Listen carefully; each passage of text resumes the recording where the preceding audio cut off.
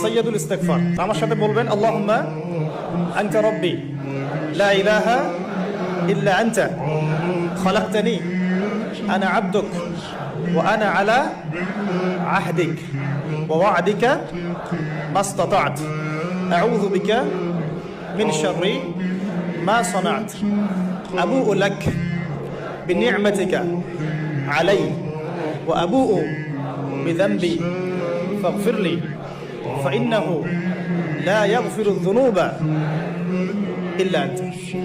এই যে দোয়াটা আপনি করলেন, নবী সাল্লাল্লাহু আলাইহি ওয়াসাল্লাম বলেছেন যে এই দোয়া পড়ার পরে যদি কেউ সকালে পড়ে রাত্রের আগে মারা যায় জান্নাতে চলে যাবে, রাতে পড়ে সকালের আগে ইন্তেকাল করলে জান্নাতে চলে যাবে। এটা যদি না পড়েন অ্যাটলিস্ট এতটুকু আস্তাগফিরুল্লাহাল্লাযী লা ইলাহা ইল্লা হুয়াল হাইয়ুল কাইয়্যুম ওয়া আতুবু ইলাইহি, এইটুকু। আর এটাও যদি না পড়েন, না পড়াটা একটু লজ্জার যদিও বা,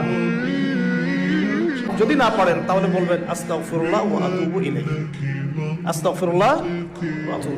আর আপনি নিজেকে এত ছোট কেন মনে করছেন? আপনিও আল্লাহর সেই বান্দা যে বান্দা আমি, যে বান্দা আর 10 জন মানুষ। আল্লাহ পাক আপনাকেও ভালোবাসেন, আল্লাহ পাক অবশ্যই আপনাকে ভালোবাসেন। জীবনের দীর্ঘ সময় পর্যন্ত আপনি আল্লাহকে ডাকেন নাই, আল্লাহ আপনাকে ফেলে দেয় নাই। আর আল্লাহর কাছে আমরা সবাই একা একা ফিরে যাবো, ইন্না লিল্লাহি ওয়া ইন্না ইলাইহি রাজিউন। একা একা একজন একজন করে হিসাব নেবেন আল্লাহ পাক। তখন আমার সাথে কেউ থাকবে?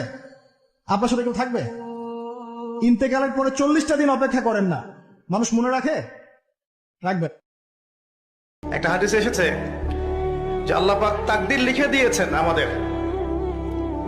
একটা মানুষ খারাপ কাজ করতে থাকে, করতে করতে করতে করতে এক পর্যায়ে তাকদীরের লিখনই তার উপর বিজয়ী হয় এবং শেষ বয়সে গিয়ে সে ভালো কাজ করতে থাকে এবং ওই অবস্থায় তার মৃত্যু হয়, সে জান্নাতে চলে যায়।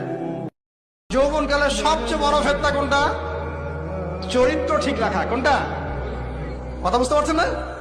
এই তো সবাই যুবক, যৌবনকালে সবচেয়ে বেশি সমস্যা হয় কিসে? চোখে। কিসে? চোখে, লজ্জাস্থানে, চোখে, চরিত্রে। এটা স্বাভাবিক। আমরাও যুবক, যৌবনকালে সবচেয়ে বেশি প্রবলেম হয় কিসে? মেয়েদেরকে নিয়ে। চোখের সমস্যা, মনের সমস্যা, চরিত্র হেফাজতের সমস্যা। এই কারণে আপনি এখন এই সপ্তাহের মধ্যে এটাকে নেবেন। সেই ব্যক্তি আরো সে ছায়া ছায়া পাবে যাকে কোনো মেয়ে ডেকেছে জেনার জন্য, সে বলেছে আমি আল্লাহকে কি করি? ভয় করি। তার মানে আগে ইবাদত ঠিক করবেন, তারপরে যৌবনকাল আল্লাহর পথে ইবাদত করে কাটাবেন। আর এই যৌবনের সবচেয়ে বেশি কেয়ারফুল থাকবেন চরিত্র হেফাজতের ব্যাপারে।